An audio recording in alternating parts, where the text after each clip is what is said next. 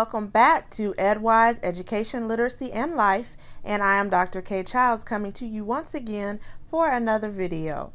All right, today we are going to be learning about BYOC. BYOC, not BYOB, BYOC. You'll learn more about that in just a moment. But before I get into the nitty-gritty of things, I want to remind you all to remember to like this channel, share this channel, and subscribe to this channel. I'm looking for anyone who wants to view this channel who has a stake in education. It could be principals, it could be teachers. Of course it's going to be teachers because I love y'all the most.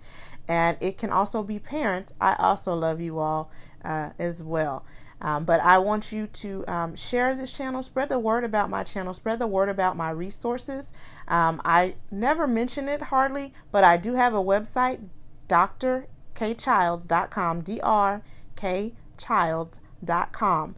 Go visit it. You can see what I have to offer. You can see my journey. You can learn everything that you need to know about who I am as an educator and why I do what I do.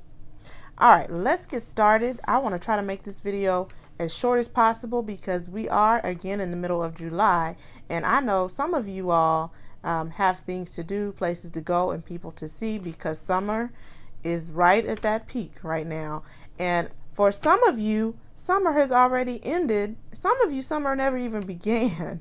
But my Arizona teachers, I know in the Phoenix area, they are already going back to school this coming week, which it is July 17th, 18th right now. You guys are already going back to school with the younger students. I think high school students go later. But hello to you all. I'm so sorry that your summer is ending already, but it's always summer, I believe, in Arizona, or at least close to it. But I want to thank those of you who are watching there as well. All right, so let's get into this BYOC because this is a little different. This is something new. It is my last and most important thing that I have to share with you in regards to classrooms are built in the summer. My series, this is the 8th video related to classrooms are built in the summer. So here we go. BYOC stands for Build Your Own Culture, and that is within your classroom. So the 2 Cent Tuesday that I posted for this week, it says take steps during the summer to determine how you will build your own culture within your classroom. So this is going to address classroom environment. This video is going to address being culturally responsive. So a couple of things that, and I've said this before, I'm going to continue to say it because I feel it's highly important. Culture, when we hear culture or multicultural, we always think race. Yes, it does have a lot to do with race and ethnicity, but culture does not always mean race and ethnicity. Culture is a combination of a lot of things. So I said that you should understand who your students are and what culture they bring. There's so much more to know and understand and respect and be able to implement into your instruction in reference to our students. You can read the most popular books. You can read my book that I wrote, 29 Days to Love Literacy. You can read all of these books. I won't name any others, but you can read all the latest books, the New York Times bestsellers in relation to education, and they still won't teach you how to build your own culture. It's an action that you have to take, and the best time to do that is to prepare for that is during the summer. You can come in, you can have people come in, you can have the best speaker, y'all can sing songs and dance and do all these great things to show you how to build your classroom environment, but you have to take the steps and the initiative. And I'm going to say, as I've said with other issues, if you're waiting until school starts to try to build your own culture and to try to embrace other cultures that will be coming within your class, it's already too late. So start now. Classrooms are built in the summer. Some points that I made when I made this posting, I said beyond creating a classroom management plan, most, at least I know where I was at, principals and schools require you to submit some type or have some type of classroom management plan. Please be sure within your classroom management plan you have truly concentrated on your classroom environment, not just the rules, not just how the procedures are going to go, but really, really, really dug in onto how you're going to make your classroom your own and contain your own culture as well as the students' culture. So questions that I ask: does your classroom lessons have their own unique traits? Yes, I know with standardized testing, there is a commonality amongst our curriculum, but do you still have your own unique traits? Does your educational setting reflect products and attributes of the students and yourself? And if you have students that all look like you, are you sharing with your students the other attributes of other groups that may not be around? If you aren't, you're doing your students a disservice. Students basically want to know that they're relevant, know that their lifestyle and their home life is relevant and it's important, and they want to feel valued. If everything that we're teaching them in the classroom is opposite of what they're learning and they're hearing and they're seeing and they're going through at home, there's a problem. There's a disconnect. And when you have a disconnect, you all know what happens. Also, are you working towards understanding the culture of your students outside of the school?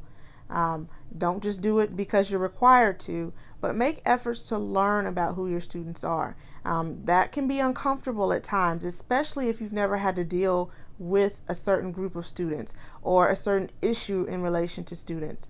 But you've got to step out of your comfort zone. If you do that, students will see how much you care, how much you are willing to be vulnerable in order to reach out and connect with them.